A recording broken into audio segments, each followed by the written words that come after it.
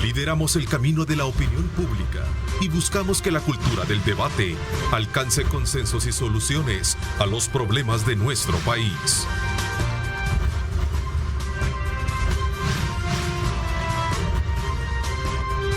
Diálogo con Ernesto López. ¿Qué tal? Muy buenos días, amigos televidentes. Gracias por continuar en sintonía de Cadena Megavisión AM. Esto es Diálogo. Ernesto López está indispuesto de salud, pero acá está Luisa Mayoa para conducir este programa de hoy con el placer de siempre. Gracias por estar en sintonía desde ya en las señales de los canales de noticiero de Grupo Megavisión, también en las diferentes compañías de cable y por supuesto en nuestras redes sociales. Nos puede escribir en Facebook, estamos como Diálogo con Ernesto López, y en Twitter, @Diálogo21. Este jueves 13 de enero será un placer para mí estar conduciendo este programa y esperamos que una pronta recuperación, unas leves síntomas que presentaba Ernesto López, y por respeto también a nuestros invitados de un proceso gripal, ha decidido quedarse descansando en casa. Así que un saludo a Ernesto y le doy la bienvenida a nuestros invitados de hoy. Tenemos dos partes en el programa, vamos a estar hablando de temas muy importantes. Nos acompaña dos coroneles retirados del Ejército de El Salvador, el coronel licenciado Jorge González Segura, militar retirado y abogado también de la República, a quien le doy la bienvenida. Buenos días. Bueno, buenos días. Siempre sean mis primeras palabras para darle gracias a Dios y en su orden pues a este prestigioso canal. Y siempre un saludo pues a Ernesto López de su casa, que seguro nos está viendo. Y luego a ti, Luis, ¿verdad? Luisa Mayoa. Gracias. Por tenernos acá presentes este día. Perfecto. También nos acompaña el militar en retiro, el coronel José Antonio Castillo. Qué gusto saludarlo y tenerlo acá en el programa. Buenos días, Luis. Buenos días, mi coronel.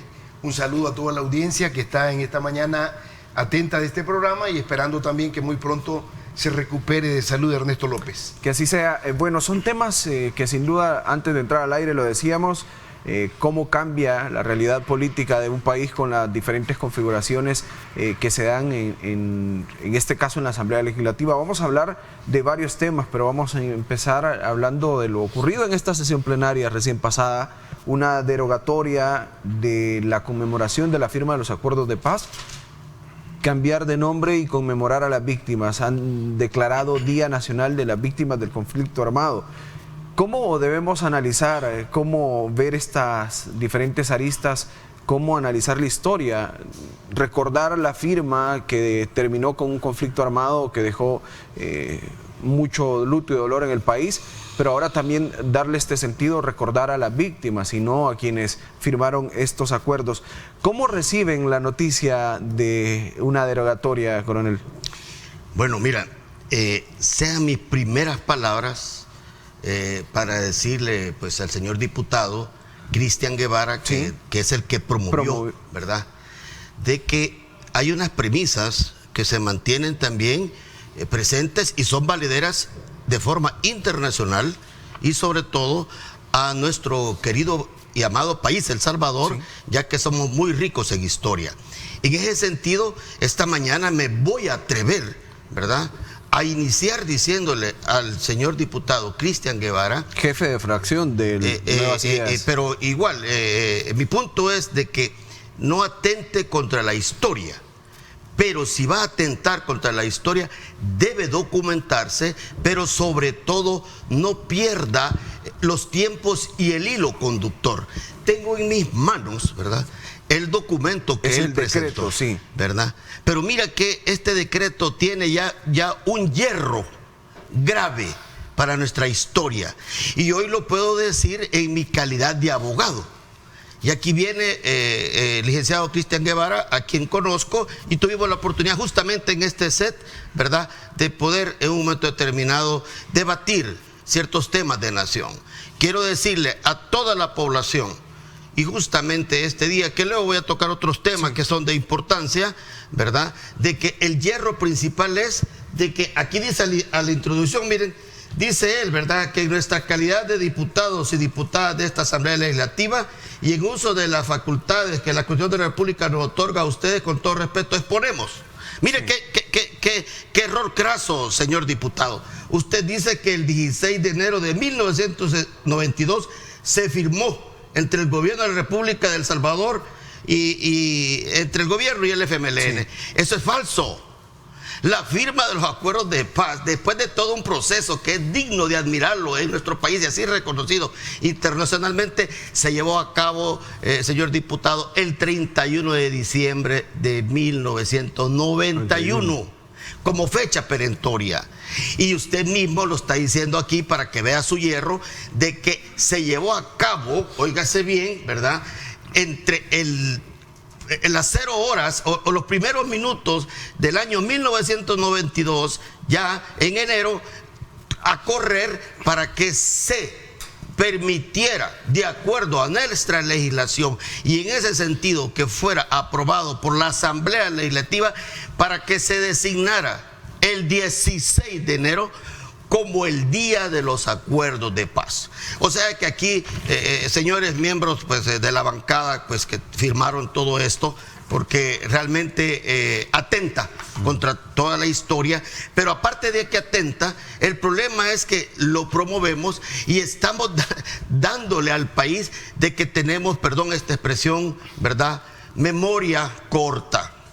Nosotros, el pueblo salvadoreño, independientemente estemos ubicados en la región centroamericana, y la región centroamericana está al centro, ¿verdad?, de América, El Salvador prácticamente es el ombligo de todo esto. Y como tal, somos ricos de una historia que no la podemos cambiar. Desde allá, en los inicios, para llevar a cabo todo el proceso, óigase bien, de independencia.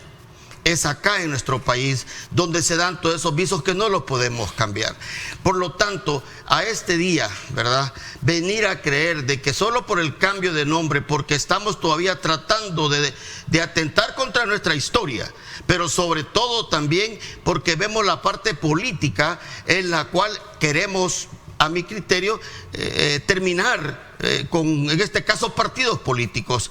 Los partidos políticos, y con todo respeto también, si miramos nuestra historia, podemos ver de que han existido de todos los colores y también de todas las ideologías. Allá podemos recordar hoy, en mi carácter de ciudadano, que lo leí a través de la historia, no porque lo haya vivido, por ejemplo, el PRUD, ¿verdad?, un partido político que en su momento también hizo mucho bien para nuestro querido país El Salvador. Y cómo no hablar del PDC, ¿verdad?, del PDC, en el cual alberga a un señor presidente que muy valientemente, y me refiero al ingeniero Napoleón Duarte, que fue el que tuvo el valor de iniciar. Y miren, y ahí empieza la historia. Y empieza la historia para tener aproximaciones de los acuerdos de paz, donde se van llevando a cabo todas las rondas de negociación. Y la primera justamente se celebró el día 15 de octubre de 1984. Y desde esa forma inicial, para concluir, sucede también de que El Salvador, y hay que decirlo, y lo dije anteriormente, siendo el ombligo, ¿verdad?, y en este caso casi el centro de todo lo que es América, no está ajeno de un país que de hecho somos independientes, pero no quiere decir de que siempre hemos tenido el acompañamiento de buenos amigos. Y aquí se involucró inclusive la misma comunidad internacional. A ver, ¿cómo se interpreta también este tema, coronel, en el cambio de nombre de la conmemoración del día? Porque se derogó el decreto pasado que daba pie a conmemorar el Día de los Acuerdos de Paz en la Asamblea Legislativa, y se hizo un nuevo decreto en esta sesión plenaria. ¿Cómo se interpreta esta lectura? Bueno, yo iniciaré diciendo que solamente sabe valorar la paz del puerto el marinero que ha sufrido la tempestad, y de la misma forma así la valora el soldado que ha luchado por ella. Yo creo que el acuerdo de paz constituye la derrota más grande de quienes buscaban en su momento implementar una dictadura de carácter marxista-leninista en El Salvador, y también constituye la defensa más cara del sistema democrático en nuestro país. Para ello, la Fuerza Armada se empeñó en esta defensa del sistema democrático, y fue necesario que esta lucha, que duró 12 años, tuviese un resultado, y no podemos dejar de mencionar que la Fuerza Armada tuvo 9.500 muertos en acción, tuvo 17.155 desaparecidos, tuvimos 917 lisiados de guerra y 58 desaparecidos. Sí.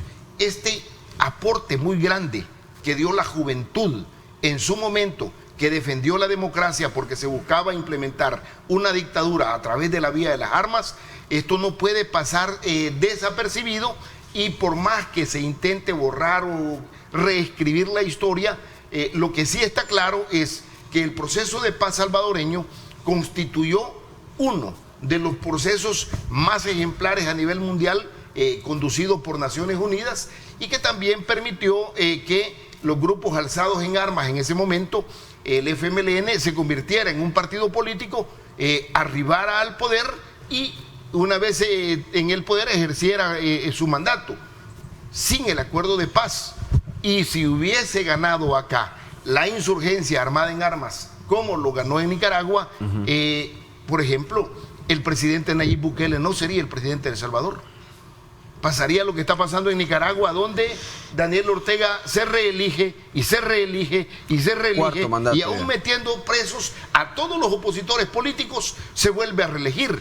¿Qué lo permite esto? Esto lo permite únicamente el sistema democrático y el ejercicio de la democracia, sin el cual no podemos hablar nosotros que hubiera sido posible sin un acuerdo de paz, que con todas las imperfecciones que yo debo señalar, porque el acuerdo de paz no fue perfecto, fue un acuerdo que fue presionado también por la comunidad internacional, pero en el que se falló, digamos.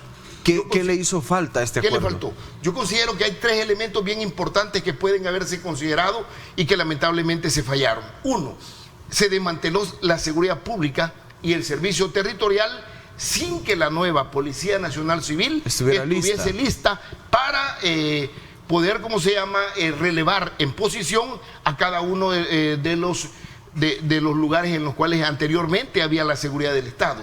Dos, no se implementó el Foro de Concertación Económica y Social, que esto hubiera permitido dar un alivio prácticamente a las clases más desprotegidas, más desposeídas, más vulnerables, y que estaban demandando atención en este caso. Y por último, señalar que el informe de la Comisión de la Verdad fue un informe sesgado, y esto no lo digo yo, esto lo dijo el noruego, el doctor en antropología Stener Eker, quien vino 27 años después de la firma del acuerdo de paz y nos vino a decir a El Salvador y a contar de la forma sesgada en la cual se realizó un informe en contra de la institución armada, cargando la balanza y los dardos solo contra un determinado sector.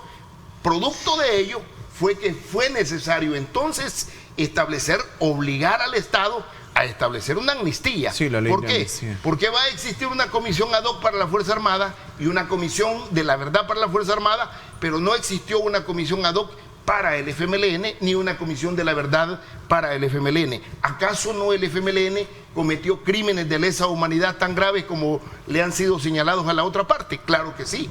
Están incluidos algunos de ellos en el informe de la Comisión de la Verdad. Pero imagínate qué grave que se pasó por alto que en este país no se tuviese, por ejemplo, la perspicacia de investigar el asesinato de un presidente de la República, el asesinato del presidente de la Corte Suprema de Justicia, el asesinato del presidente de la Asamblea Legislativa, el asesinato del fiscal general de la República, el asesinato de jueces, el asesinato de alcaldes, el asesinato de población civil que fue víctima de minas que no podían ser empleadas. Entonces, todo esto da lugar a que se tenga un informe de esta naturaleza. Sin embargo, al final, y aquí finalizo, hay que decir que este acuerdo de paz fue celebrado como una victoria por los salvadoreños, porque estábamos cansados de la guerra, porque la sangre la estábamos poniendo los salvadoreños y era necesario, como lo es ahora, ante la violencia social que impera, lograr un acuerdo. Un cese. En ese momento, para la sociedad salvadoreña era necesario lograr un acuerdo de paz que permitiese poner fin al conflicto armado a través del cese de fuego. A ver, esta ronda de negociaciones, ya lo decía coronel González, inició allá en La Palma, es decir, más de 6, 7 años cerca en estas negociaciones, que termina, y es el cese al fuego, el que se celebra en un acto solemne allá en Chapultepec, México, esa misma fecha, el 16 de enero. Y bueno, ahí está el inicio de las rondas allá en La Palma, Chalatenango. Esas son las fotografías históricas de ese momento. A lo que voy es, se dan todos estos años, se llega a un acuerdo final, ya se habían pactado, nos daba la fecha previa, culmina, celebra El Salvador el cese del fuego, la firma de los acuerdos de paz. Después de tantos años, ¿no es valedero también recordar a las víctimas, a las personas que pusieron la sangre? Es que fíjate de que no puede cambiarse la historia de... No tiene cabida el hecho de poder recordar también a todas las víctimas. Es que mira, no es si tiene o no tiene cabida, sino que es el hecho de cómo tú, y voy a poner un ejemplo bien burdo, ¿verdad? Tú no te puedes poner, ¿verdad? Primero el zapato y después los calcetines. Sí. En ese sentido, los acuerdos de paz, tales como tal, y yo quiero abonar, mira, rápido, ¿verdad? En este recorrer, y lo quiero hacer por primera vez en televisión, yo tengo mis recuerdos de ese conflicto armado. Mira, esto es un vaso de caramañola que se usa acá. Sí, está perforado. Sí. Producto de justamente de una mina Claymore, ¿verdad? Tu servidor, y lo he dicho en otras ocasiones, soy herido en combate en 3 ocasiones. Y esto es lo más precioso que yo recuerdo, mira, que tengo, ¿verdad? De mi participación directa en el conflicto. ¿Qué es este recuerdo, señores? Esto acá lo usaba, acá, en este lugar, ¿verdad? Y tiene el ingreso del proyectil, el cual salió por acá sin no haber dejado, pues dejarme un recuerdo acá. Pero en lo que quiero decirte es que en ese proceso, ¿verdad? Justamente los salvadoreños, y bien lo decía mi coronel Castillo, celebramos, óigase bien, ¿verdad?, una fecha para darle término al conflicto, que es diferente a querer venir a plantear una situación que, lo vuelvo a repetir y no dejaré de tenerlo porque lo he obtenido de primera mano, ¿verdad?, en el momento que se presentó, con el hierro que tiene. Ese documento lo publicaron incluso en redes sociales, con ya todas las firmas de los diputados. Pero aparte de ser publicado en las redes sociales, lo más importante es que demuestra la insensatez de querer mezclar una cosa con otra. A tu pregunta, si no tiene cabida, mira, si nosotros, si le hemos dicho, ¿verdad?, la Fuerza Armada siempre ha sido una institución tan noble que al final, cuando la gente ha creído de que no está supeditada al poder civil, es todo lo contrario, porque la Fuerza Armada simple y sencillamente al final cumple órdenes. Mira qué interesante. Si no, veamos lo que pasó el 9 de febrero del año pasado, ¿verdad? Sí. Tenemos una situación tan diferente que atentó contra nuestra democracia. Y ya vamos a hablar de cumplir órdenes, y ustedes tienen la experiencia como para decirlo en esta jerarquía militar sobre muchos de los casos que ahora actualmente se están analizando. El hecho concreto en el que estamos ahora es que la Asamblea dijo, la Asamblea oficialista, que no va a celebrar los acuerdos de paz que dieron impunidad a los partidos Arena y FMLN. En eso se han centrado. Sí, pero si lo vemos, eso no lo vienen celebrando desde el año pasado. Sí. Eso no es este año, sí, ¿verdad? Yo lo voy a decir, y lo voy a decir también. El presidente Bukele, a través de decreto ejecutivo, también ya declaró el año recién pasado el Día Nacional de las Víctimas. Entonces nosotros podemos ver de que en cuestión de historia, perdonen otra vez, tú no puedes cambiar, y lo voy a decir con respecto de un plumazo, los eventos de los cuales, ¿verdad?, el pueblo salvadoreño celebra, ¿verdad?, esos acuerdos de paz. Pero ¿por qué los celebramos así? Y se llaman acuerdos de paz.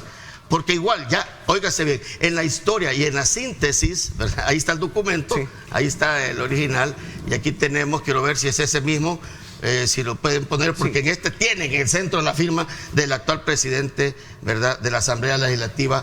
Con qué lástima a todos de esa bancada no tienen la delicadeza de leer un documento para darle una calidad como debe de ser en el caso de una responsabilidad que viene, porque si no, a 30 años, conste, sí, estamos celebrando justamente 30 años. Y aquí quiero acotar, ¿verdad?, y quiero disculparme por no mandar otra vez a las víctimas de un terremoto del cual estamos por celebrar 21 años. Sí, 21 años, ¿verdad?, un 13 de enero. Entonces hoy también, como hablamos de víctimas, oiga, ahí no cabe.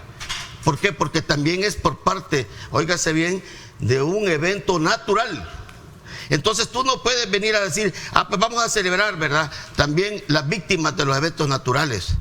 No, si eso está marcado inclusive, y lo voy a decir, por una divinidad de las cosas que suceden al interior. En el caso de nosotros, de la historia, veníamos de un conflicto. Óigase bien, y veníamos justamente de estarlos matando los salvadoreños. Entonces, si venimos de la guerra, ¿qué se espera? Que hayan acuerdos de paz. Sí. No puedes tú mezclar una cosa con otra. Y en ese sentido... ¿Habrían esperado que se declarara un día diferente? No solamente diferente, yo espero, ¿verdad?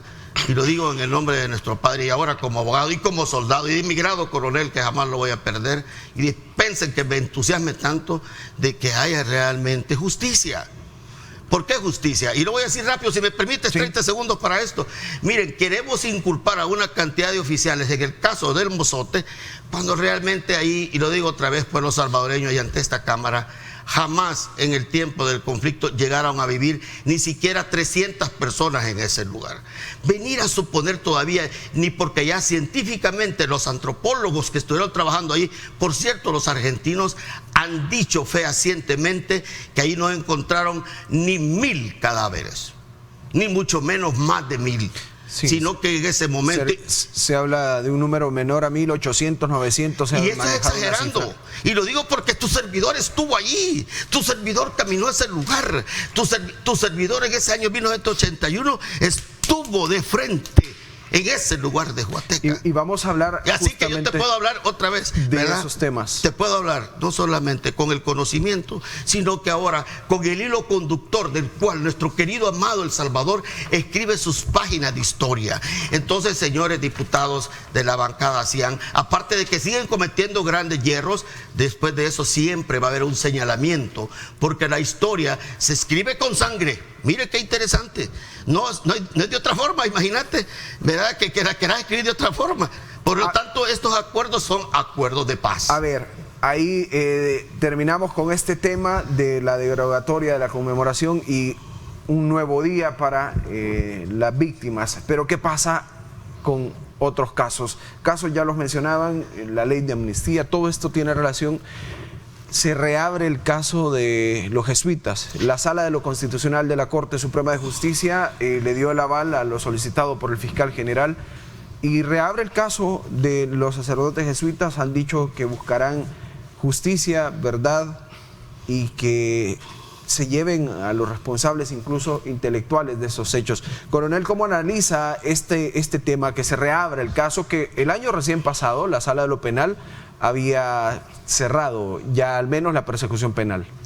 Bueno, un aspecto bien importante que no se debe dejar de mencionar y no puedo dejar pasar por alto el hecho que se menciona el caso del Mozote. Sí. En todos estos casos es importante el conocimiento de la verdad, y ese conocimiento de la verdad no puede estar sesgado ni favorecer solamente a una parte o incriminar o imputar a una parte en específico cuando el conflicto armado tuvo enfrentados a dos bandos, sí. No la palabra bando, porque el bando son bandoleros. La Fuerza Armada era una institución profesional que ¿cómo se llama?, que estaba haciendo la defensa más cara de la República.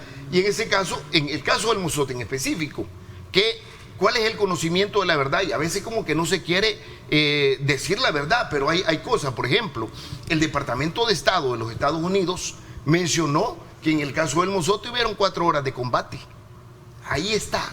El informe de la Comisión de la Verdad inicia la primera parte en lo que refiere al Mozote, 4 líneas abajo, dice que se habían sostenido fuertes combates antes de ingresar a lo que era la comunidad del Mozote.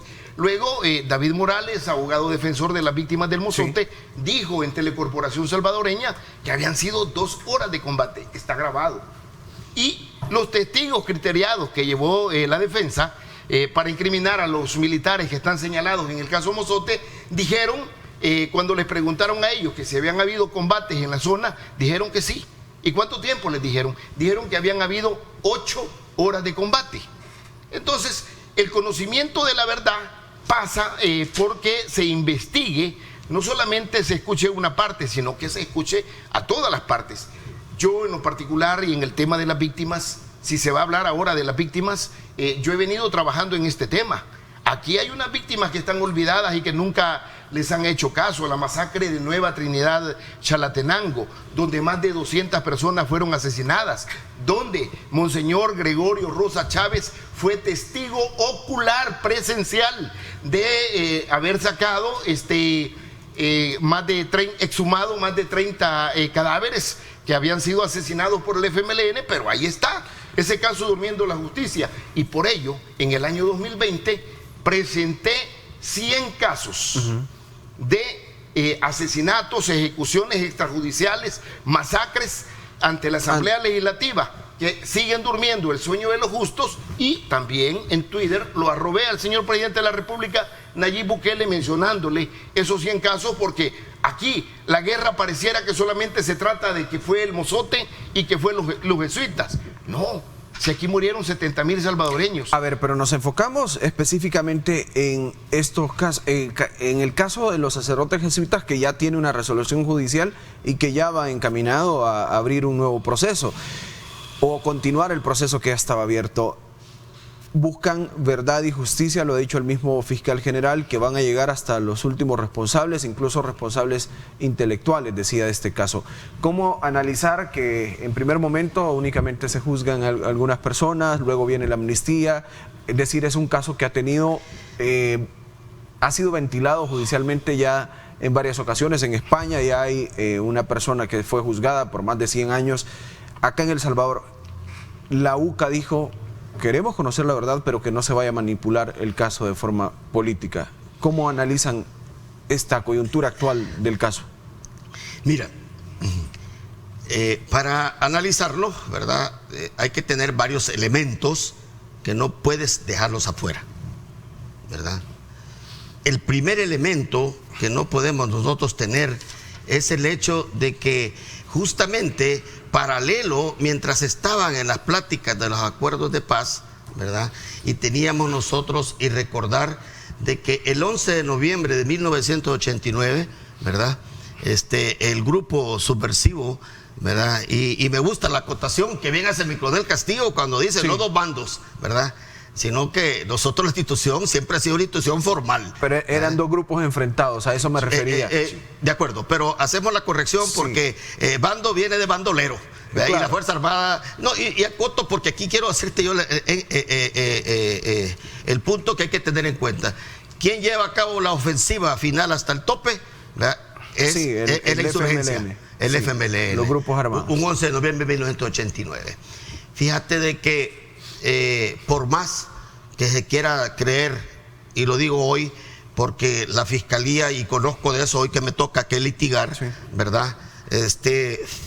Tratar de buscar esa verdad, no la veo no solamente difícil, ni mucho menos imposible, no lo es, declaro que no lo es.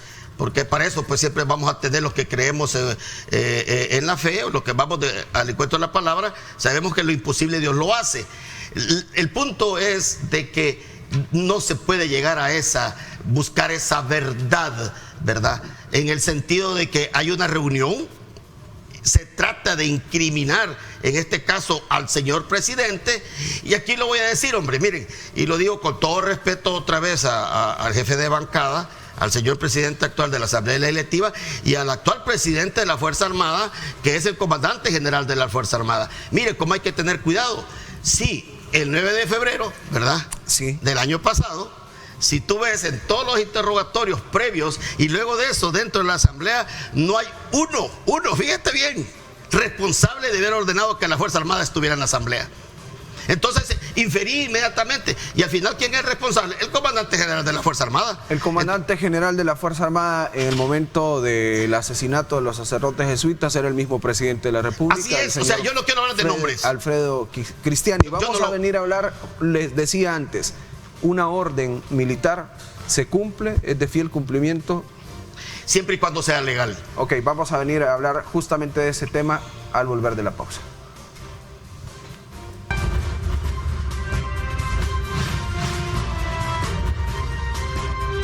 Diálogo con Ernesto López. Pide tus medicamentos a tu farmacia del ahorro. Súmate a nuestros clientes que confirman que su app del ahorro es fácil de usar, fácil de pedir. Descarga ya tu app del ahorro. En Farmavalue, tu farmacia del ahorro, obtendrás los precios más bajos todos los días. Visita cualquiera de las sucursales, 24 sucursales, o llama al 2520-3500. O si lo prefieres, puedes pedir en tu app del ahorro, fácil de utilizar y de pedir. Descárgala ya, la app del ahorro de Farmavalue.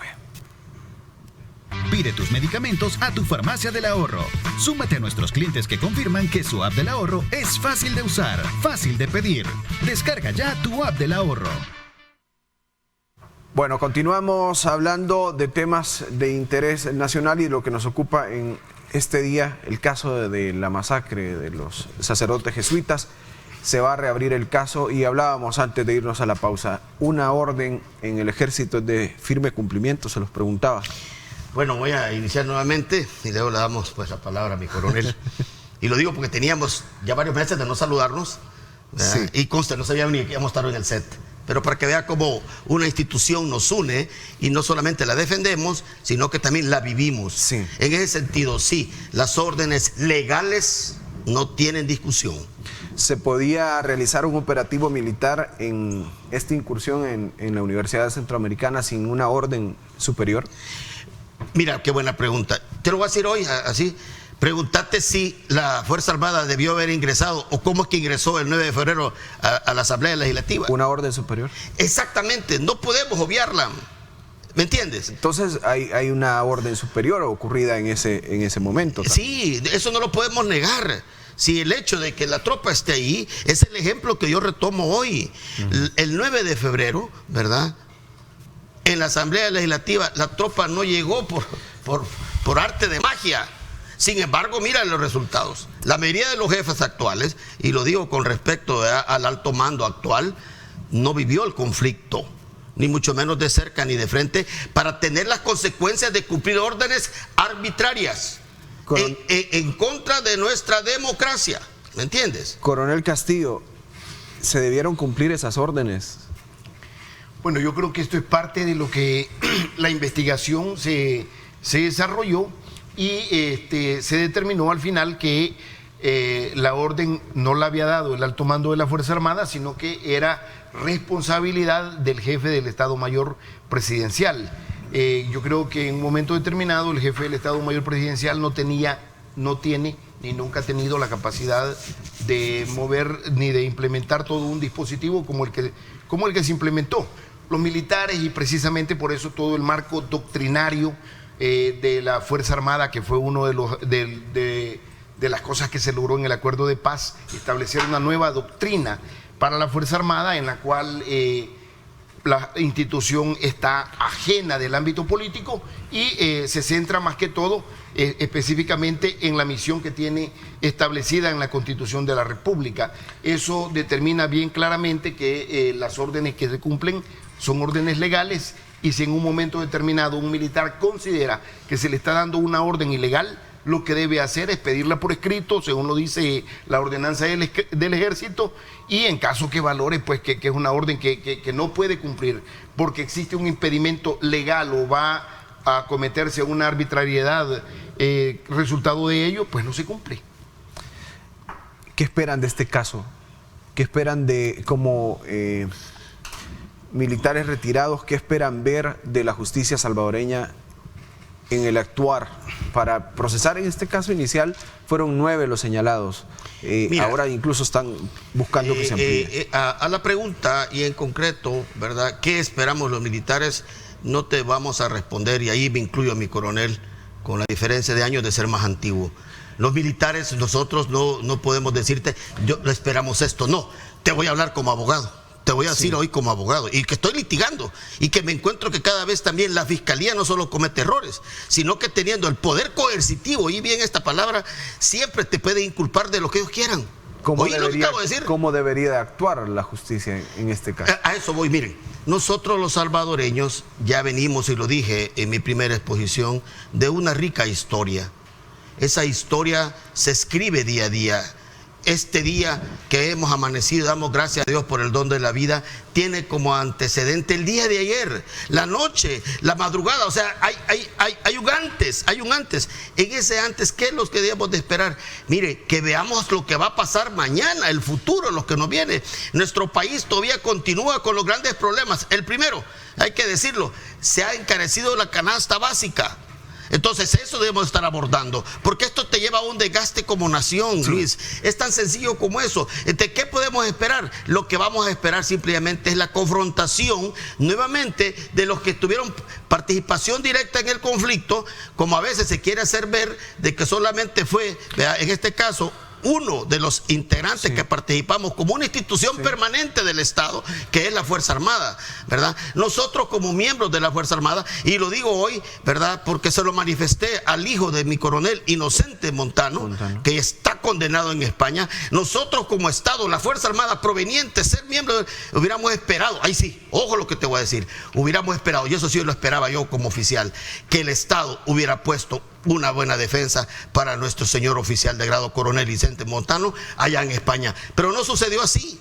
Por lo tanto, nosotros siempre estamos de ventaja. ¿Qué esperamos con respecto a esto? Yo lo dije y te lo voy a repetir hoy. Yo sí confío y espero que haya justicia. Sí, pero no solamente en un caso, no podemos creer, bien no lo dijo mi coronel, selectiva. Y no justicia selectiva, pero bien lo apuntó mi coronel Castillo. ¿En qué sentido lo apuntó bien él? De que no solamente hay un caso de masacre. Por ejemplo, no solamente la guerra en El Salvador se viene a señalar el caso de los jesuitas. Sí. Miren, sí, yo varias veces cuando estoy aquí hoy, que muchos televidentes, ¿verdad?, lo van a ver este programa, ver a los compañeros oficiales señalados, perdón la expresión, humillados, a los soldados, a los sargentos que al final siempre hacen su trabajo, ¿verdad? Disculpa, es de lo más terrible que le puede vivir a un soldado, porque nosotros los soldados viejos vivimos con honor, más que todo, y sobre todo con pundonor. A ver, ¿y cómo interpretan en torno a esta operación de justicia? Murió el coronel Francisco Elena Fuentes, uno de los señalados o acusados en este caso, y inmediatamente tras conocer esta noticia, Fiscalía y Medicina Legal llegan, según una publicación del diario de hoy, y llegan a realizar una autopsia de la muerte. Sí, yo considero de que primero quiero expresar mi pésame a la familia de mi coronel Francisco Elena Fuentes. Creo de que no era necesaria la autopsia porque no está muriendo de una forma violenta, sino que es una muerte natural. Es dentro del Hospital Militar Central, en el cual hay un registro de entrada, el cual certifica que él estaba ingresado.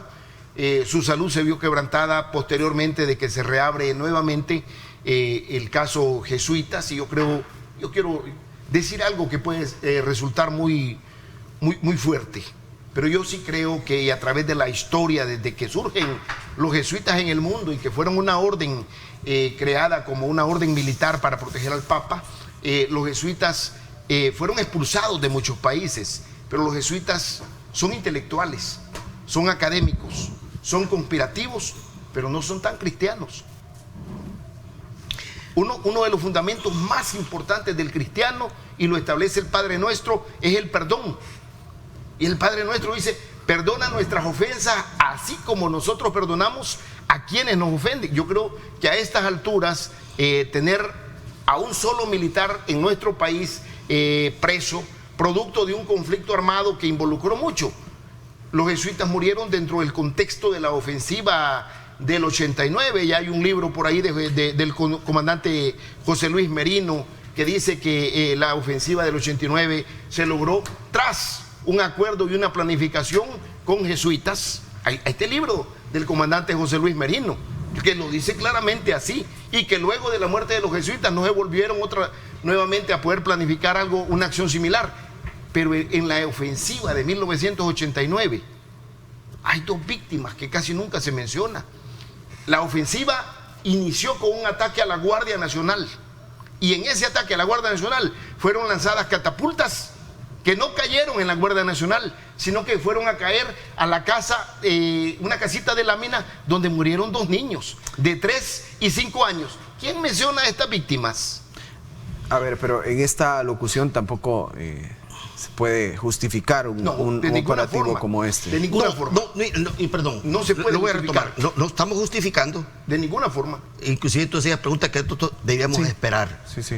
Mira, y retomando ahorita el tema de que la Fiscalía pide la autopsia de mi coronel, ¿verdad? Y yo lo dije anteriormente, es una forma humillante, ¿verdad? Antes de eso lo voy a mencionar, ha muerto mi general Ángel Orellana, un gran soldado, con un estirpe, ¿verdad? Digna de también nosotros los militares de hacerle, si es posible, una estatua. Óigase bien, para los militares, ¿verdad? Que estamos todavía recordando y vivimos el conflicto. Miren, mi coronel Elena Fuentes, ¿verdad? Se ve quebrantado cuando nuevamente vuelven a señalarlo. De ahí es de que él vuelve a caer y lo lleva al hospital y luego su muere. Padecimiento, ¿verdad? Pero bien, aquí viene lo interesante. ¿La Fiscalía lo puede hacer? Claro que sí. Y justamente por eso preguntaba, la forma que esperan que opere la justicia. Hablando de esto, hay una discusión en la Asamblea Legislativa actual sobre la posible creación de una comisión especial para analizar crímenes de guerra. ¿Cómo Bueno, lo voy a analizan esto? retomar yo, y si me disculpo con mi coronel Castillo, ¿verdad? Le dejo primero la palabra para yo decírtelo, en el sentido de que la Asamblea puede hacer las comisiones que quieran y está de acuerdo en las facultades, como bien dice, el uso de las facultades, dice acá. Pero mi punto a rescatar es, hoy cualquier comisión va a ser buena, pero antes no. Entonces, volvemos otra vez. No estamos viendo de que el país necesita avanzar, el país necesita ir hacia adelante. Mi coronel, y yo apuntar. Sí. Ahí tiene la Asamblea Legislativa. Solamente tiene que ir al archivo de la Asamblea Legislativa y debe de buscar los 100 casos que están en impunidad que su servidor presentó ante la Asamblea Legislativa, que nunca han visto justicia. Ahí hay crímenes de lesa humanidad, ahí hay secuestros, ahí hay asesinatos, ahí hay ejecuciones sumarias, ahí hay masacres que nunca se han mencionado. Y entonces, si queremos justicia, primero la justicia tiene que ser para todos, no para un sector, no, para todos. Si queremos que se conozca la verdad no debe de doler. En el proceso de la nueva ley de reconciliación nacional, un comandante del FMLN llegó a la Asamblea Legislativa y dijo: los primeros 4 fusiles que yo recibí allá en Suchitoto para la guerra, los recibí del sacerdote, el padre Rutilio Grande. ¿Y por qué le tenemos miedo a conocer la verdad? O sea, esto es lo que nosotros debemos de decir claramente, así, sin tapujos, aunque duela. Sin duda hay muchos temas más para hablar sobre esto, pero antes de despedirlos, está claro que tienen una mayoría para crear las comisiones, como decía Correcto. el coronel. ¿Qué es lo que esperarían que puedan hacer? Porque decían, no solo de un lado, todos estos crímenes se pueden analizar. Sí, claro que se pueden, pero yo esperaría que la población siga teniendo esa confianza, pero sobre todo esa demostración de afecto, cariño y amor que tienen a la institución Fuerza Armada. Así, en mis últimas palabras también, yo en lo personal, ¿verdad?, decirte que estoy contento de la beatificación de los beatos que va a celebrarse acá en nuestro país. Lo importante es porque también ya vamos a tener 4, y hay que decirlo, también vienen de ese hilo conductor producto del conflicto armado. Mira qué interesante, porque todo el mundo cree que por eso fue. La bendición es que ahora tenemos más beatos y vamos a tener ya 3 más, vamos a hacer 4. Pero también felicitaciones y un saludo especial a la Orden Franciscana, ¿verdad? Perfecto, la invitación queda abierta porque habrán muchos otros temas. Gracias, Luis, por esta oportunidad. Yo finalizo diciendo de que la historia de nuestro país sigue construyéndose, vamos a avanzar, el tiempo va a ser el mejor testigo y juez de lo que está sucediendo, y en todo este tiempo yo siempre voy a continuar defendiendo a la institución llamada Fuerza Armada de El Salvador, porque es la institución que más ha aportado al desarrollo nacional y que ha construido mucho y sacrificado mucho por el bien de El Salvador. Perfecto, gracias. Y como el 16 se siguen, ¿verdad?, a nuestro criterio, conmemorando los acuerdos de paz, el 16 marchamos. Perfecto, ahí está, que también ha sido convocada una marcha el para 16 marchamos. Este día. Gracias por Gracias, Luis, la visita y por los aportes al debate. Vamos a ir a una pausa, pero en la siguiente parte del programa nos acompañará el ministro de Trabajo, Rolando Castro, con quien vamos a hablar de diversos temas, proyecciones de empleo para este 2022, también todos los operativos de verificación de las cuotas laborales y demás que se hicieron al final del 2021 y que se reunió ya de nuevo el Consejo Nacional del Trabajo, el Consejo Superior del Trabajo. Estos y otros temas al volver.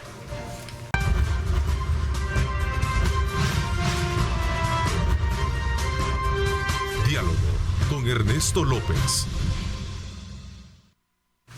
Gracias por continuar en nuestra sintonía. Vamos a la segunda parte del programa de hoy y ya nos acompaña en el estudio el ministro de Trabajo, el señor Rolando Castro, a quien le damos la bienvenida. Ministro, buenos días, saludos. Buenos días, Luis, gracias por la invitación y a tus órdenes. Bueno, hay muchos temas de los que vamos a estar hablando al cierre del 2021 y ya iniciando este 2022.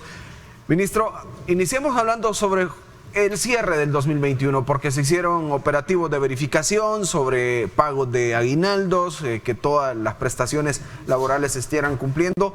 ¿Cuáles fueron los resultados que arrojó esta verificación?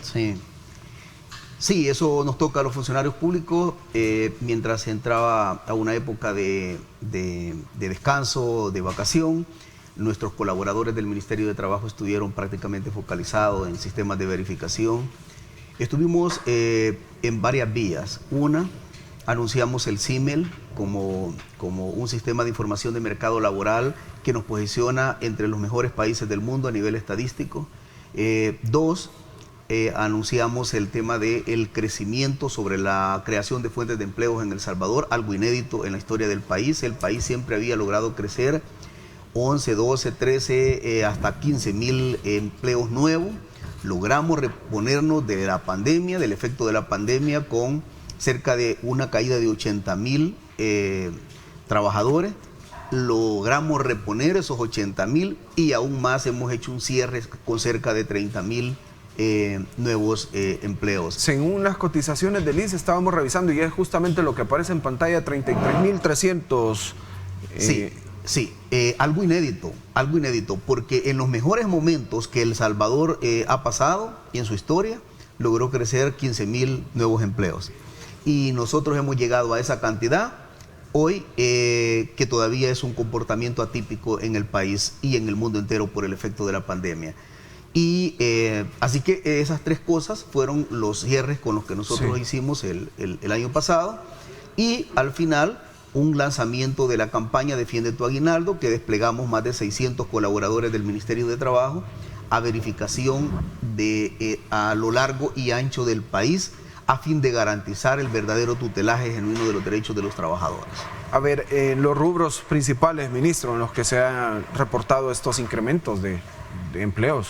Así, los crecimientos, fundamentalmente la parte restaurantera ha crecido, ha sido de los que más ha logrado despegar. Servicios. Producto en alguna medida de todos los planes que en alguna medida se ejecutan. Las actividades profesionales, científicas y técnicas, que en alguna medida han sido los mayores. Y al final, que nosotros creíamos incluso que el tema de la construcción iba a ser el despegue. Esa fue como una proyección que nosotros hicimos, que el tema de la construcción pues quedó, creo que en el top 5, y ahí está, tal como la lámina lo contempla, el desarrollo productivo del país, que estamos sumamente contentos del cierre que hemos hecho y el despegue que estamos iniciando hoy en el mes de enero del año 2022. ¿Cómo se comportaron las empresas en el cierre? Con el tema de salarios, con el tema de aguinaldos, ¿se han encontrado algunas anomalías? Sí, hubieron dos cosas. Una es que había que cumplir, porque el aguinaldo tenía que iniciar según la ley del 12 en adelante, y la otra era la proporción que tenía que entregarse al trabajador o trabajadora, en el marco que el aguinaldo tiene toda una acumulación de un proceso histórico laboral del trabajador o trabajadora. Pues debo de decir de que el 95% de las empresas cumplieron 100%. O sea, debemos de sentirnos orgullosos de que el aparato productivo de nuestro país es bastante serio, bastante responsable y cumplidor de la ley. 95% de todo este aparato productivo de El Salvador ha cumplido. Hubo un 5% ahí de algunas empresas que hicieron unas sus leguleadas e interpretaciones jurídicas de sus abogados, lo cual está totalmente fuera de la ley. No pagaron a tiempo.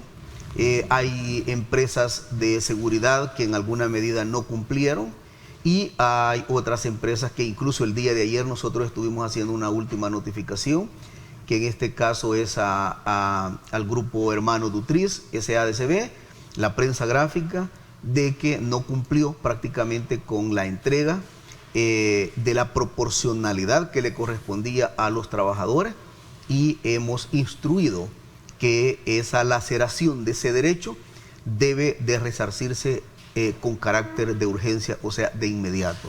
Así que digamos que un 5% ha sido la dificultad que hemos tenido, pero el 95% de todo el aparato productivo ha logrado responder en el marco de la ley. Perfecto. Ministro, bueno, y eso es importante destacarlo también, que cumplen con lo dispuesto en la ley. ¿El Consejo Superior del Trabajo ya se volvió a reunir? ¿Cómo está este proceso? ¿Cómo lo han abordado y en qué etapa va? Sí. El Consejo Superior del Trabajo lo hemos instalado ya por segunda ocasión. Cuando nosotros llegamos al gobierno, en el gobierno del presidente Bukele... Se hizo un primer intento.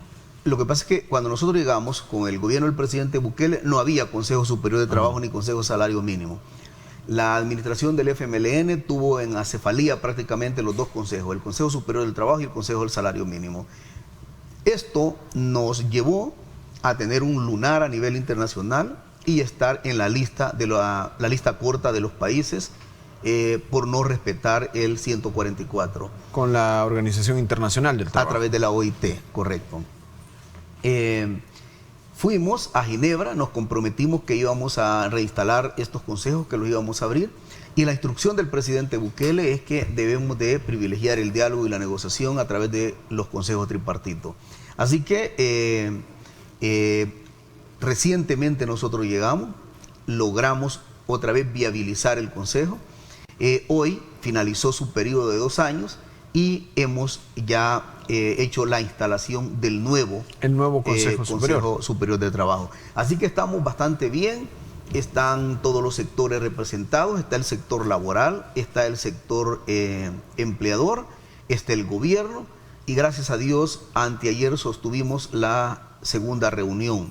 En esta segunda reunión nos hemos planteado la construcción de una política pública en materia de empleabilidad y la formación del empleo decente en El Salvador, donde ya no solamente aspiramos a crecer en términos de empleo, sino a la construcción de un concepto integral que no solamente lleve la apertura y crecer en términos de empleo, sino la formulación de una política de empleo decente en El Salvador.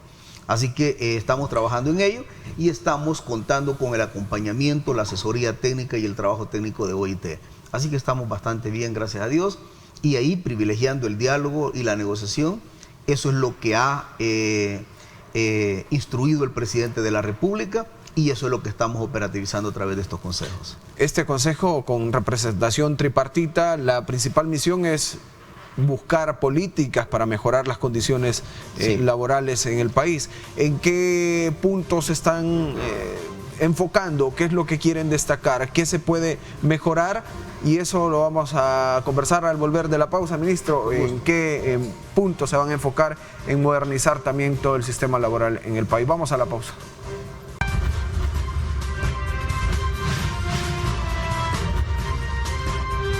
Diálogo con Ernesto López.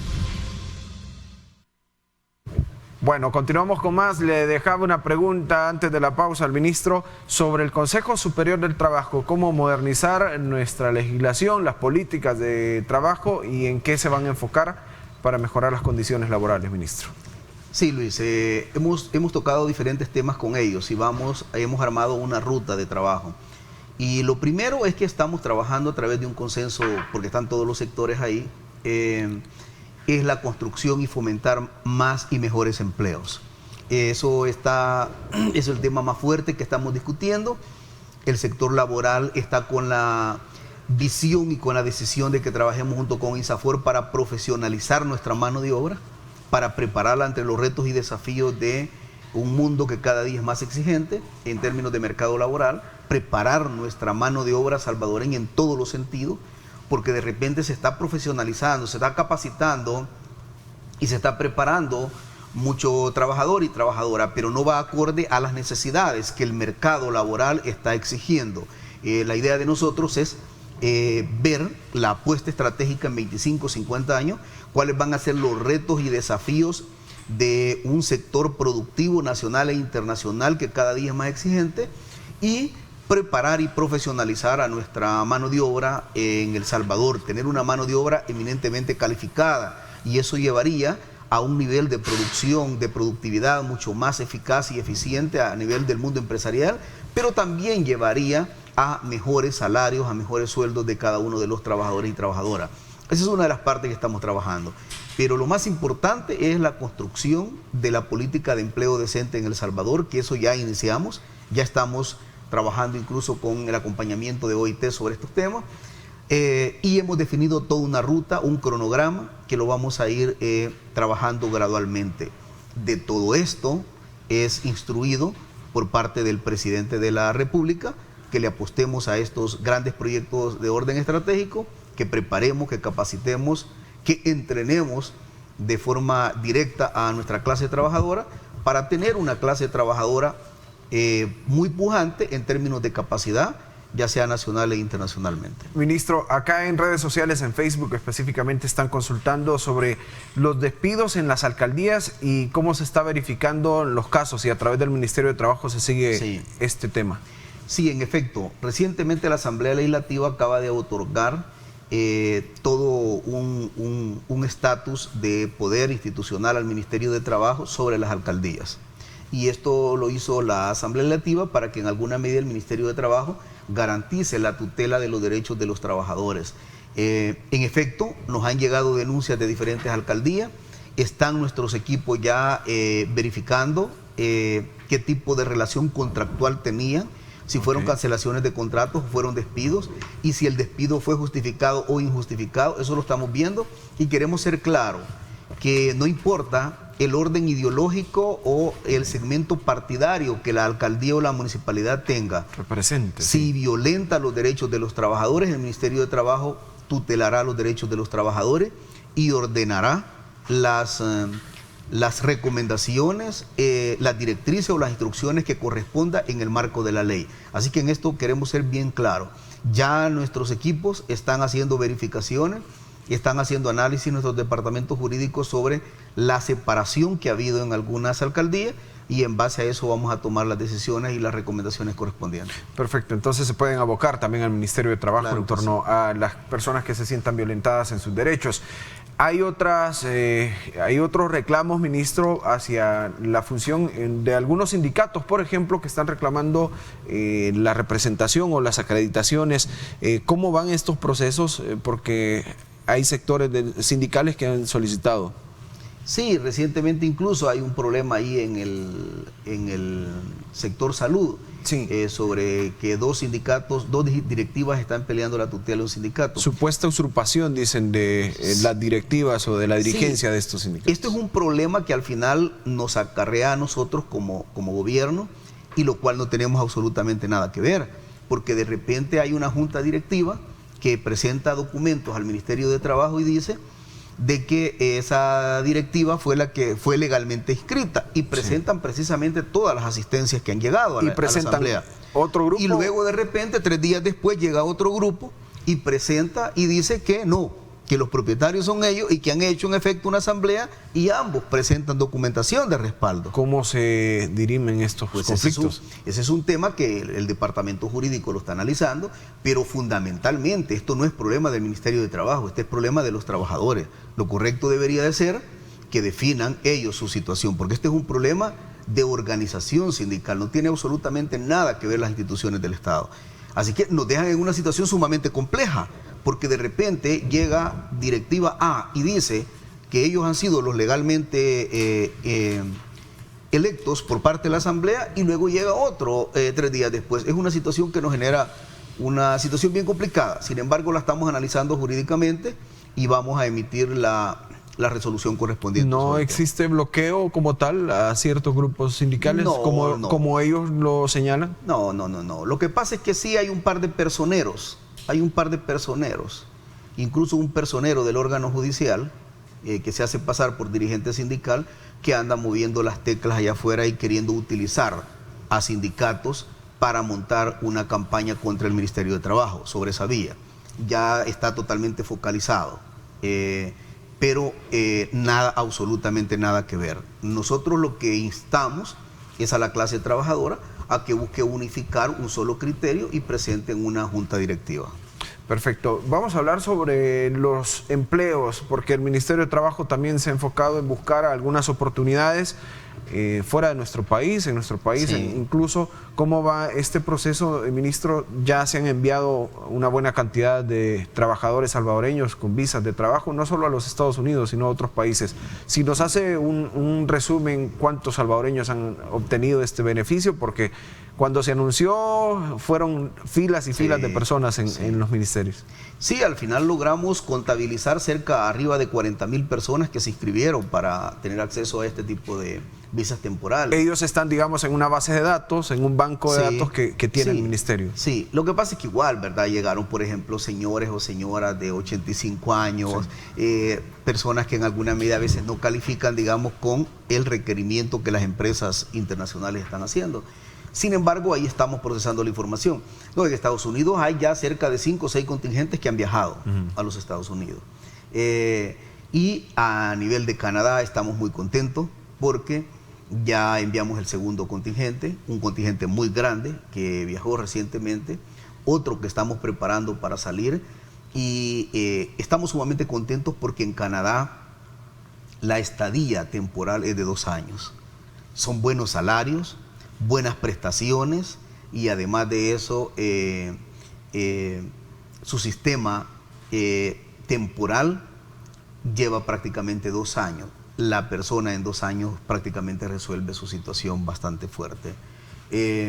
Estamos premiando fundamentalmente a personas de los estratos sociales más golpeados en este país, especialmente de las zonas rurales, que es donde estamos sacando muchos trabajadores y trabajadoras que están viajando. El otro criterio es que es a nivel de los 14 departamentos, para que si al final son 28, pues entonces sacamos 2 por departamento. Y además de ello, como repito, estamos haciendo los estudios socioeconómicos de personas más vulnerables y de aquellos lugares que en alguna medida han estado un poco excluidos y marginados de la política de empleo. ¿Qué rubros están solicitando, por ejemplo? En diferentes áreas. Canadá nos ha solicitado en diferentes áreas. Canadá nos solicitó en el tema agrícola, en el tema de limpieza, en el tema eminentemente técnico. La verdad, nuestros muchachos están allá muy contentos, muy felices, y gracias a Dios están ganando bastante bien, tienen sus prestaciones como corresponde, y en base a la legislación canadiense. Y estamos preparando un próximo contingente, Luis, que yo creo que va a salir en estos próximos meses. ¿Qué otros rumbos están viendo? Porque se ha hablado incluso de Oriente. Sí, hemos explorado los mercados de España, Croacia, que son 2 mercados que ya están bastante adelantados, 2 mercados laborales que están bastante adelantados, y que ya con nuestro equipo de asesores que están asignados al programa de migración laboral, los esfuerzos ya están bastante consolidados, y creemos que en este año enviaremos algunos contingentes para allá. La decisión del presidente Bukele es que esto es de orden paliativo mientras construimos las opciones integrales en nuestro país, porque somos de la opinión que la migración legal o ilegal, regular o irregular, no deja, aunque sea temporal, de ser una ruptura del núcleo familiar. Y por eso consideramos de que Dios mediante en este país vamos a construir las opciones para que nuestros trabajadores no tengan ninguna aspiración de tipo laboral fuera del país. La instrucción del presidente Bukele es que cualquier tipo de migración debería de ser una opción eminentemente turístico y no debería de ser una proyección de crecimiento o desarrollo económico en temas de empleo. Ministro, así que estamos trabajando en eso para crear las opciones y oportunidades en nuestro país. Y justamente de este tema, hemos escuchado durante años. De hecho, le va a sonar muy familiar fábrica de empleo. O sea, hemos venido durante muchas administraciones escuchando que se está buscando crear empleo. ¿Qué se está haciendo diferente o qué es lo que se está poniendo ya en el terreno para lograr el objetivo? Bueno, el primer ejemplo concreto y tangible que te puedo poner es que El Salvador nunca logró crecer más de 11, de 15 mil empleos. Y nosotros hemos crecido arriba de 30.000 empleos. ¿Qué se ha hecho diferente? ¿Qué se está haciendo? Bueno, ahí está, es toda una estrategia que el presidente Bukele ha armado en términos de estimulación. Tú nunca habías visto, yo creo que incluso tú has sido periodista con un buen recorrido. Pero ¿qué era Bandesal, por ejemplo, en los gobiernos anteriores? Muchos de nosotros, yo que he estado en el tema político, no sabía qué era Bandesal. Hoy Bandesal es un tanque de oxígeno económico a la micro, pequeña, mediana empresa y hasta la gran empresa, revitalizando. Inyección de capital. Cada desembolso que hace Bandesal para un tema eminentemente productivo, una de las cosas que analiza es precisamente cuántas fuentes de empleo se crean. Y así te puedo decir que no solamente está Bandesal, está el Banco de Fomento, está la banca nacional volcada a tratar de revitalizar la economía, a tratar de ayudar a la micro, pequeña y mediana empresa, que al final es el tejido productivo más grande de un país, y en el nuestro en especial. Así que hay toda una bitácora de opciones y oportunidades. Están viniendo inversionistas internacionales. Yo fui a lanzar el programa Oportunidades a un call center que está frente a la Embajada Americana de un ciudadano estadounidense, que el salario mínimo son $600 por trabajador. Nunca había visto en ningún gobierno la creación de una política del programa Oportunidades como ahora. Estamos financiando el salario mínimo para aquellos jóvenes sin experiencia de 18 años. Esto había sido un obstáculo por... Bueno, históricamente, que no le daban un empleo a una persona. Tú lo sabes, el muchacho de 18 años tocaba la puerta y lo que le decían, tráigame experiencia de 5 años. Hoy no necesita esa experiencia.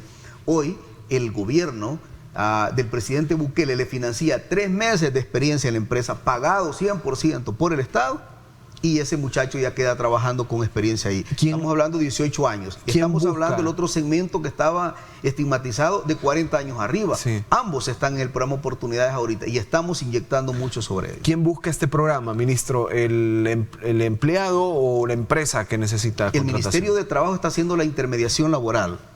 Ya tenemos las empresas, que son más de 2.000 empresas. Que están abiertas a recibir forman parte ya del programa Oportunidades. Sí. Y dicen, aquí tenemos las plazas y a este lado tenemos la demanda de nuestros trabajadores. Entonces estamos haciendo la intermediación. La empresa nos dice, este es el perfil que yo necesito, y ese perfil se le envía siempre y cuando cumpla que sea de 18 años o arriba de 40 años. Yo como desempleado, ¿dónde puedo buscar? Ministerio de Trabajo. En cualquiera de las 14 sedes departamentales, a través del call center 130 o a través de una visita de carácter personal. Las redes sociales están disponibles y nosotros captamos todo en el banco de datos y ya los tenemos para intermediar y para colocarlos en cada uno de sus puestos de trabajo. Perfecto. Bueno, vamos a ir a una breve pausa comercial y vamos a seguir hablando sobre esto, generación de empleos y futuras reformas también que aseguran son necesarias para mejorar las condiciones laborales en el país. Pausa.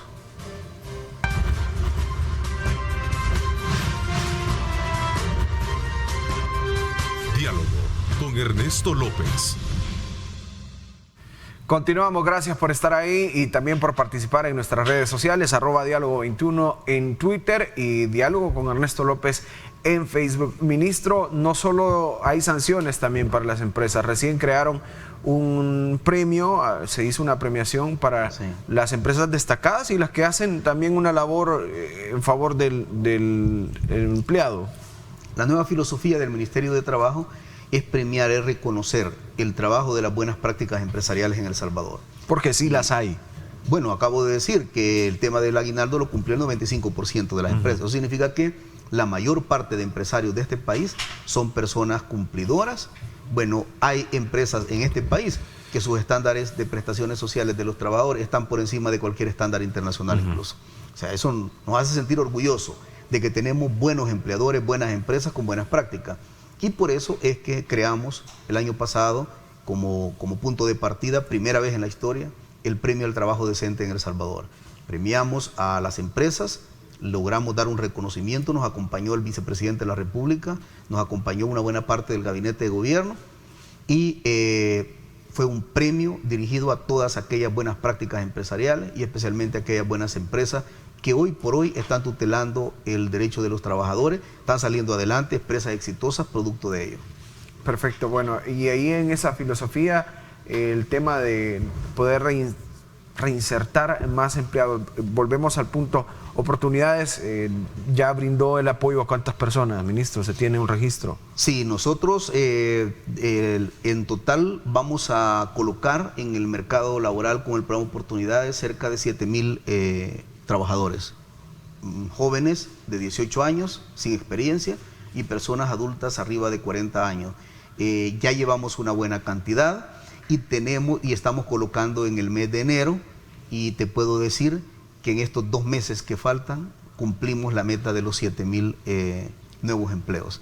Eso dice mucho porque es un apoyo muy fuerte que le estamos dando a las empresas y además de eso a la creación de nuevas oportunidades. Tampoco no es solamente trabajan los 3 meses.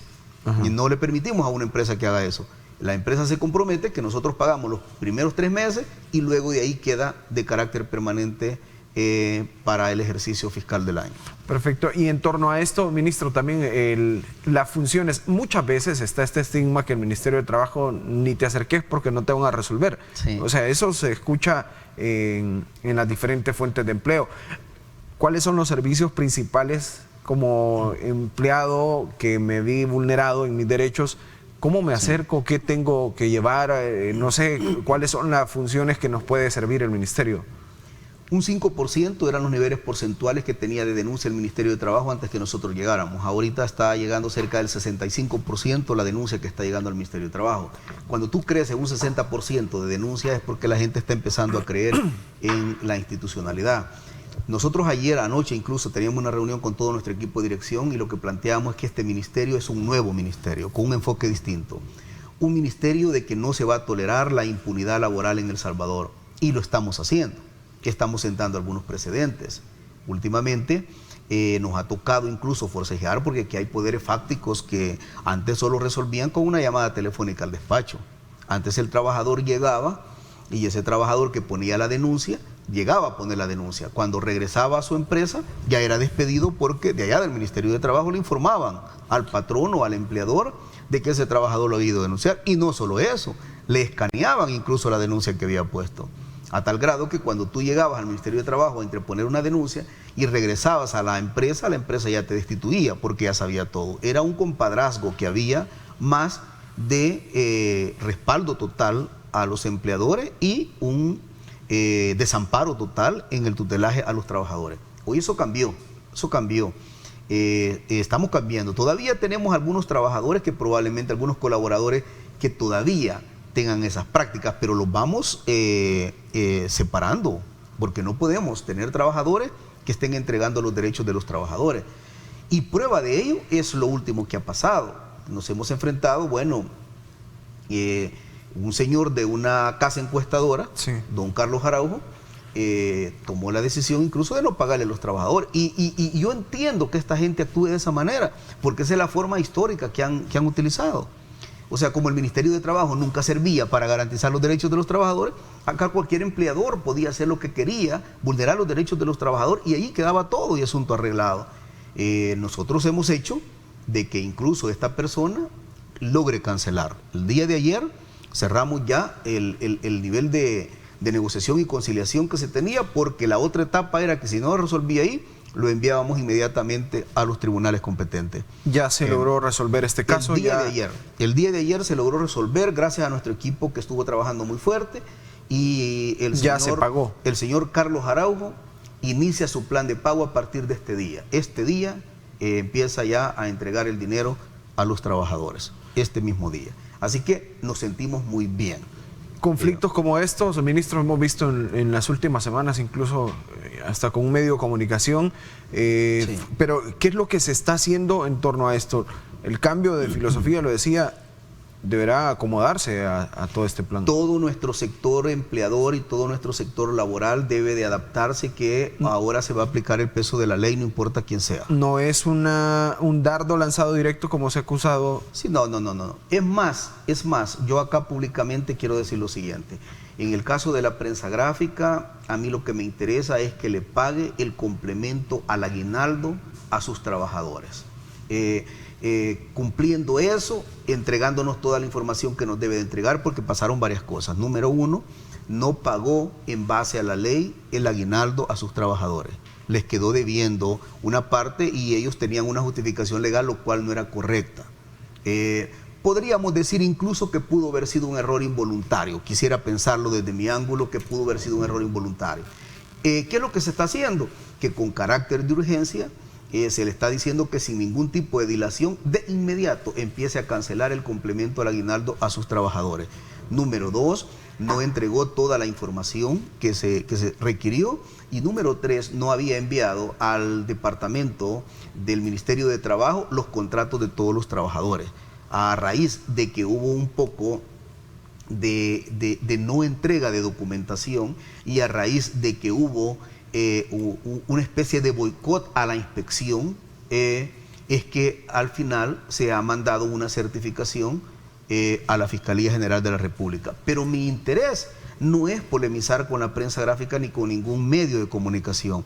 Mi interés es tutelar el derecho de los trabajadores. Y concluyo con lo siguiente: no puede haber libertad de expresión, no puede haber libertad de prensa en un país si se vulneran los derechos de los trabajadores de los medios de comunicación.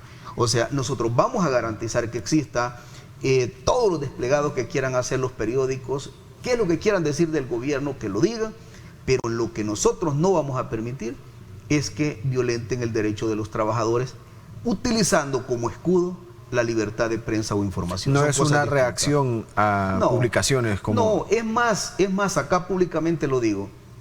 Si la prensa gráfica responde de inmediato, ayer estuvo nuestra inspección garantizando, entregando la notificación correspondiente, y se han comprometido a pagar el complemento del aguinaldo. Si eso se da, asunto arreglado, y yo lo único que me interesa es tutelar el derecho de los trabajadores. No importa el trabajo que cada quien haga a nivel empresarial o el grupo editorial como quieran trabajar. Al contrario, yo soy de las personas que creo que el poder siempre debe estar siendo fiscalizado y controlado, pero no tengo ningún tipo de decisión maligna de afectar a un sector productivo de este país. Al contrario, mi interés es que cada día el sector productivo crezca más, porque en la medida que crece más, tenemos más y mejores empleos. Así que queríamos dejarlo muy claro eso. Perfecto. Ministro, las perspectivas ya para ir cerrando la entrevista sobre el trabajo que está haciendo el Ministerio. ¿Hay algunas reformas que se han enviado a la Asamblea Legislativa? ¿Le han estado dando seguimiento a esto? ¿Y qué es lo que esperan para lo que viene de los próximos meses? Por ejemplo, cada publicación que yo hago, todo el mundo está diciendo, mire qué pasa con las empresas de seguridad que siguen violentando los derechos de los trabajadores. Quiero decir que en la Comisión de Trabajo está toda la propuesta que nosotros hemos hecho para que se mejore eso, y la Comisión de Trabajo lo que tiene que hacer es llevarlo al Pleno para modificar, porque ellos crearon una ley especial donde inhabilita al Ministerio de Trabajo para poder aplicar unas sanciones correspondientes. Hemos definido, ya está presentado en la Comisión de Trabajo, y es la Comisión de Trabajo la que tiene que darle trámite con carácter de urgencia para que tutelemos el derecho de esos trabajadores. Número uno. Número dos, estamos ya trabajando la modificación y la propuesta del nuevo Código de Trabajo, porque este Código de Trabajo está desfasado totalmente, tiene 50 años de vigencia. ¿Es un nuevo código o reformas al código actual? Lo vamos a consensar con los trabajadores y con los empleadores. Si es una reforma, te digo que va a ser una reforma muy amplia y de esencia. Casi que un nuevo código. Exacto. Lo correcto debería ser casi un nuevo código, pero de todas formas lo vamos a consensar. También estamos mejorando, que esa sí ya tenemos la propuesta de la LOF, que también estamos tratando de garantizar, porque en este país es risible que es más fácil que un empleador pague una multa que cumplir con los derechos de los trabajadores. Entonces estamos tratando de garantizar todo ese tipo de reforma, y Dios mediante vamos a tener las condiciones para hacerlo en este mismo año. Perfecto, ministro. Gracias por su tiempo, gracias por el aporte brindado sobre los temas de interés de su cartera. No, muchas gracias, Luis. Siempre un privilegio compartir en este set. Y bueno, un abrazo y muchas bendiciones al pueblo salvadoreño. Gracias. Y a usted también le damos las gracias por participar en el programa, por estar pendiente de una emisión más de Diálogo. Quédese con la programación de Grupo Megavisión. Buenos días. Lideramos el camino de la opinión pública y buscamos que la cultura del debate alcance consensos y soluciones a los problemas de nuestro país.